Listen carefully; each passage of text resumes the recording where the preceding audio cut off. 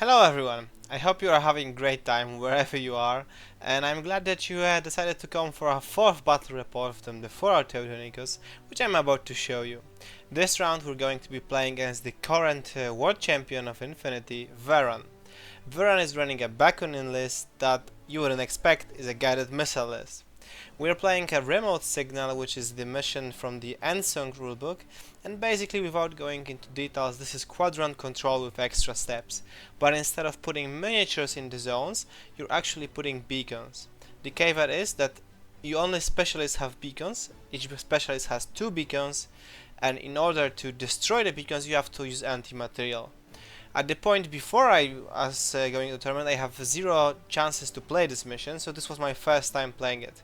Before the tournament, I thought, hey, this is anti-material, I have sniper rifles, discharges, I'm just going to destroy those beacons, put some beacons on my side, and it's going to be going well, basically. But in the end, it just didn't go this way. The beacons are a bit too powerful, too sturdy in my opinion. With this out of the way, I just have one more disclaimer.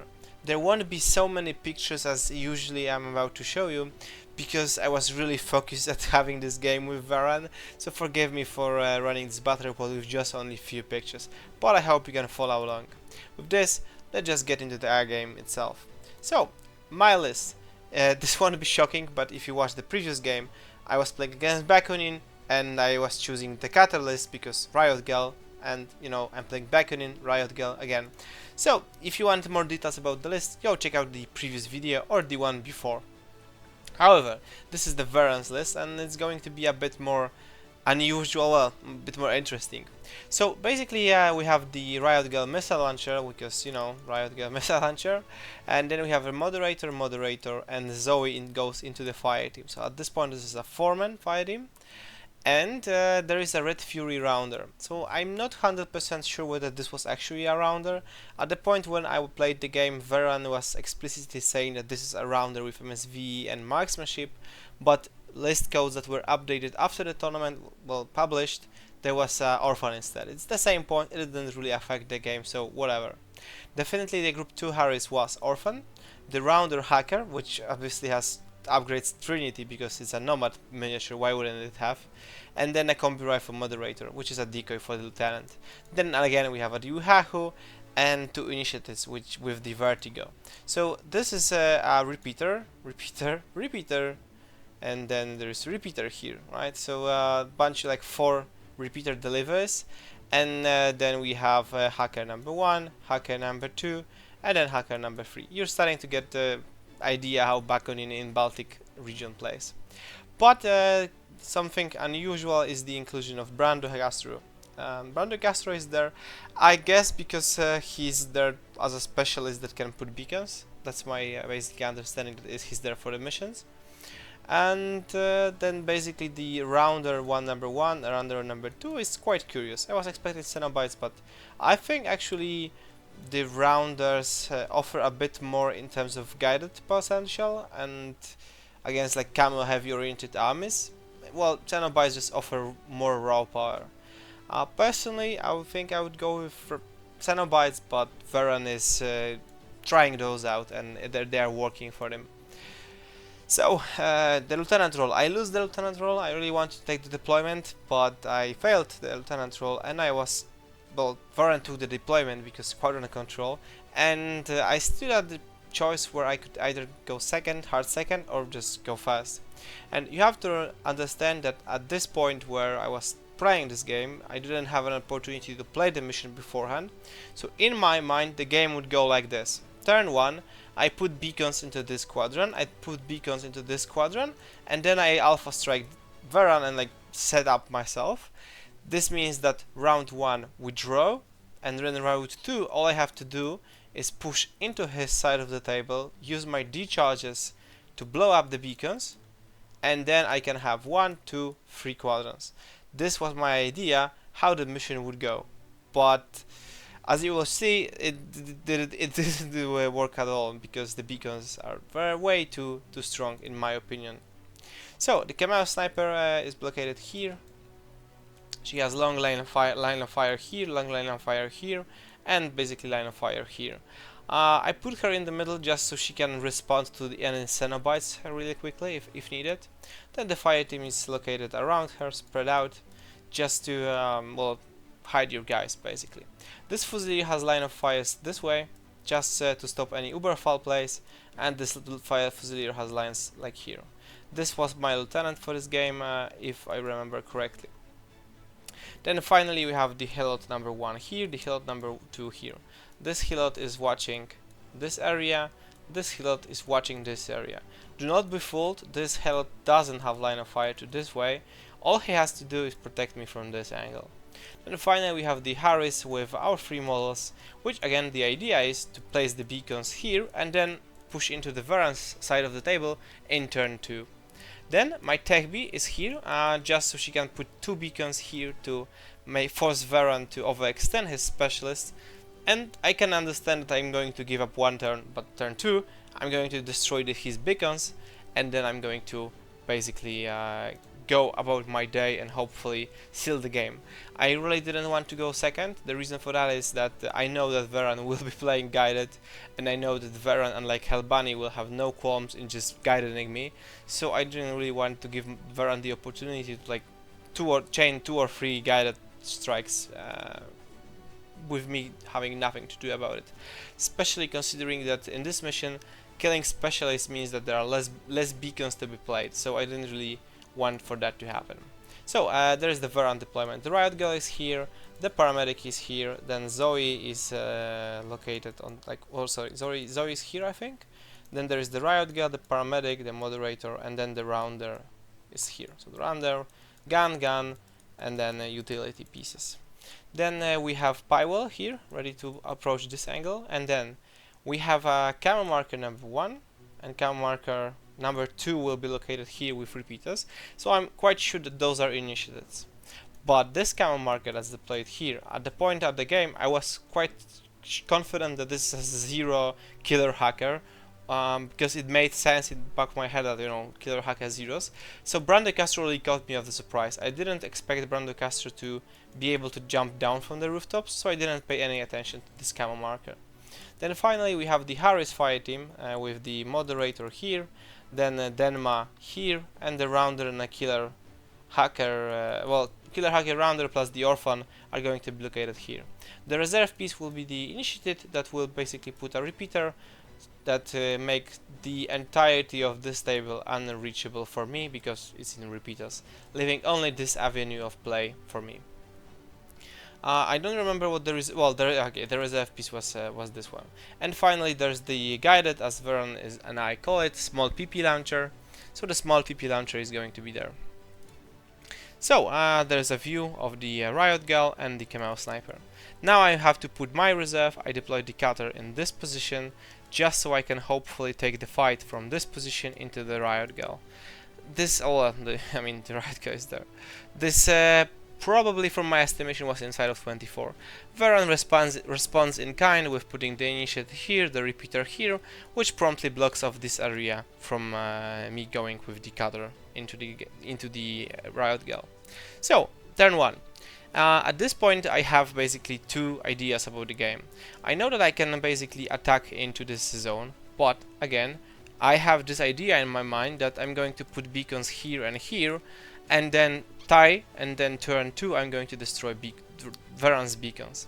But what I really know is that this riot girl has to go. There is no game on which I can play with the riot girl being in place, especially considering that the riot girl is basically facing off against the Kamau inside 40 inches radius, and this is a fight I'm not willing to allow from Weran to happen.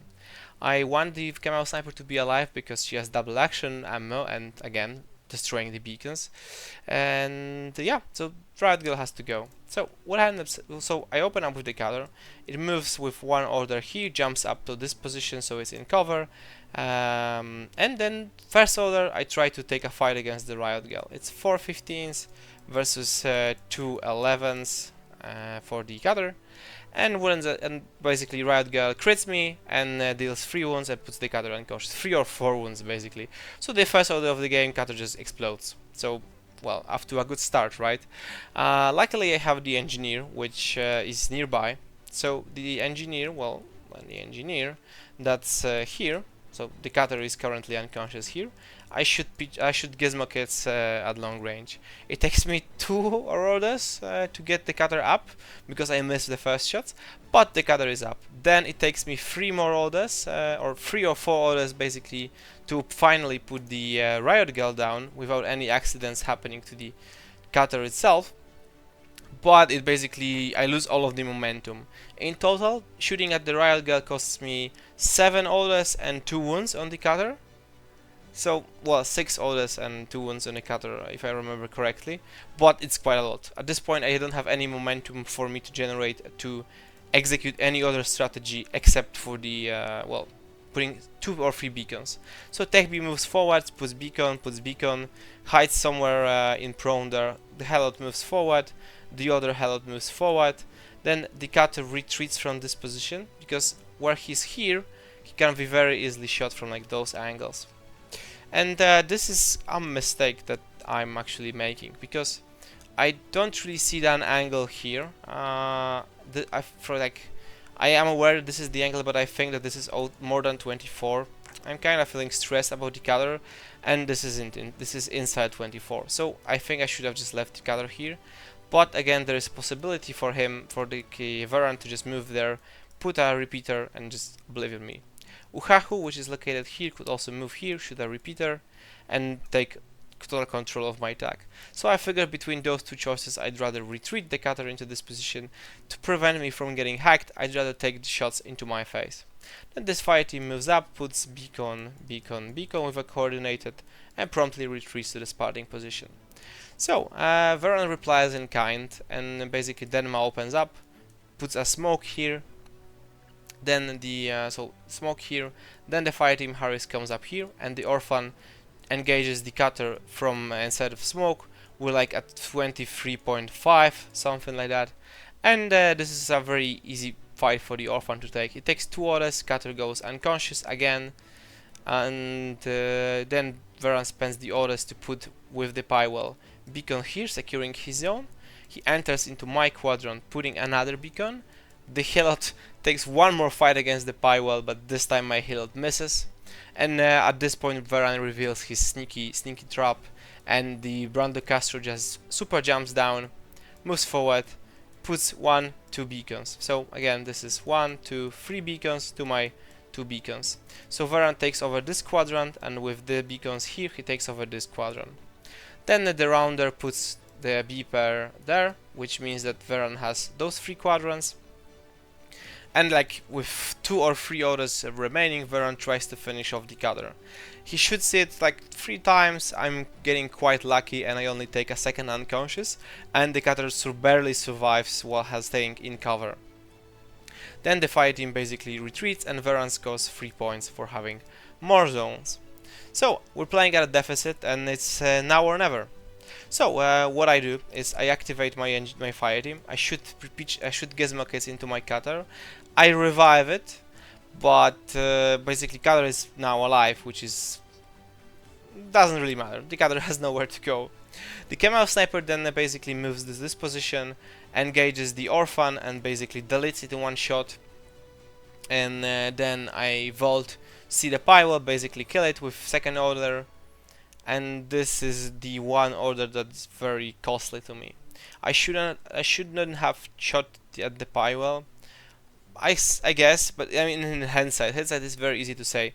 But the picture possibility from Pywell is very easy for the Pywell exists there, and she can basically shoot a picture and guided missile me.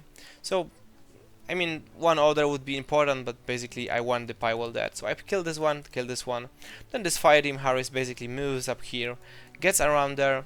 Patsy engages the Denma plus the remaining 2 members, and it takes me like 4 orders shooting at close range with an SMG at out of cover Denma and the rounder to put them down, which is starting to get really costly on my side. But I clean up this entire Harris. At this point I have 3 orders left. So the idea is I move here, put a beeper, which goes me down to 2 orders. So there's a beeper here. Then you have 2 orders to destroy Weran's beeper, and then basically put another one. That's the idea. Because I have 2 more beepers here, so I can put 1, 2, 3 here, and Weran has only 2 with the Uhahu. But I move into the beacon, I double decharge her with the Patsy, because engineer plus the Patsy, the best 2, and beacon just tanks all of the hits. I think I hit once, miss once, because I roll like a 20 on CC. Beacon survives all of the hits, and I have 1 order left. And at that point, I can either put a beacon of myself, or I can destroy Weran's beacon. I can no longer accomplish those 2 things. If I had 1 more order, I could still execute my plan, but it is what it is. Instead, I try to gamble that this moderator might be a Weran's lieutenant.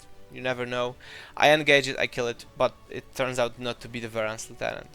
So theoretically I have quadrant, and I cannot kill those beacons because they are basically too tough and I run out of orders. Unfortunately, Weran is not in loss of lieutenant, so again, there's the Kamau, the engineer, and then the Patsy. Unfortunately, Weran is not in loss of lieutenant, and Uhahu basically cyber masks, moves up here. Patsy tries to discover but fails. Uhahu moves here, puts beacon, and this means that it's 2, 2, 1. And afterwards, this is basically all Weran can do, because he's running quite low on resources after getting some punishment done to him. At this point, Weran is out of orders, and we should be going into my turn 2, or turn 3 actually. But instead we all agreed that there's no point in playing the final turn. The reason for that is that Weran is winning anyways, and their end result will still be 6-4, no matter what. I have, basically at this point, I have 12 orders, because I have only lost a Tech B, which at some point in the game was actually guided missiled. Which is like funny, because if I had a nickel every time but Tech B is getting guided, then I would have 2, which isn't a lot, but well, 2 guidance. So I only lost Tech B, and at this point it's 6-4. Weran at this point in time has only the 4 members of the fire team here, and the Uhahu here, and the Brando, and the small PP launcher, so it has 7 models. I have 13 orders to basically kill Uhahu, kill the Brando Castro, and then basically destroy the beacon with like 3 or 4 orders, put 1 more beacon here. Weran is out of specialist, and then basically kill this with, for example, a cutter, and this will be a game.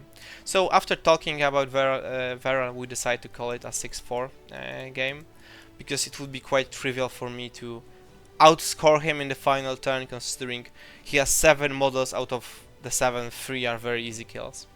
So we end up taking a loss. So again, the blue is 4 against Bakunin 6, which might be somewhat too lag, but I don't really want to blame lag. So what I should have done instead after the game, and this takes into account experience I already have, that beacons are basically unkillable. I had just enough orders to push this fire team here, remove the Denma from the equation, kill 1, 2, 3 members of the fire team, so basically cleaning this entire flank with all of my orders, and then I could put 1, 2, 3 beepers here, and basically move slightly back, put this beeper here, which means I would have, again, if this is the table, I could have 1, 2, 3, I could have 1, Tech B puts 2 without any trouble. So this would be the setup after my round 1, and again we presume that I'm going to kill all of those guys, which is possible, as you saw in turn 2 basically, and I have enough orders to spare. I'm not engaging this riot girl, I'm not exposing my cutter, and the cutter, instead of taking this fight, can basically move somewhere to the middle, so I can score the middle objective, which basically gives me 1 point. At this point, Weran has to take a beeper here, and then beepers here, which is the same as he did in the actual game. But at this point, we would be tied. I would have those 2 quadrants, which is this one, and Weran would have those 2 quadrants. The difference being, I'm at material advantage because I called those guys, and I only lost a Tech B on my side of the table, and Weran would be exposing both the Pywell and the Brando Castro, which are very easy picking for my Kamau, and then the Harris, which would be like here, could basically shut down the Brando, and then I have enough orders to basically destroy the beacons on my side of the table, which would in the end put me at 3-1. So this was the win condition for me. This was the line of play I should have taken, and at the point I didn't see this line of play. I decided to go for a more direct pan-oceanian approach, but saying for the 100th time, this was all coming from my misunderstanding of the mission. Because beacons at 3 structures and 4 armor, it's very difficult and very unlikely for the charge to basically kill it in one go. So at best I'm like spending 2 orders per beacon, which is very inefficient. It's much better to just go straight for the throat, kill the specialists. And yeah, this is basically the result of my unknowledge of the game, and Weran playing absolutely spectacularly well played mission, where he made every order count, and he basically played just the mission, not overextending on the cutter, because it was very easy for Weran to fixate on shooting the cutter through the smoke, trying to finish it off, and barely run out of orders. But Weran calculated everything cleanly, put just enough beacons in my side of the table, killed the cutter, and then basically put himself in a position where few dices going his way basically meant that I couldn't recover from the gay state he put me in. Anyway, again, apologies for taking longer, 20 minutes, but I hope you enjoyed yourself and you will take some lessons from my defeat. Anyways, thanks very much for watching, and I catch you next time. Bye.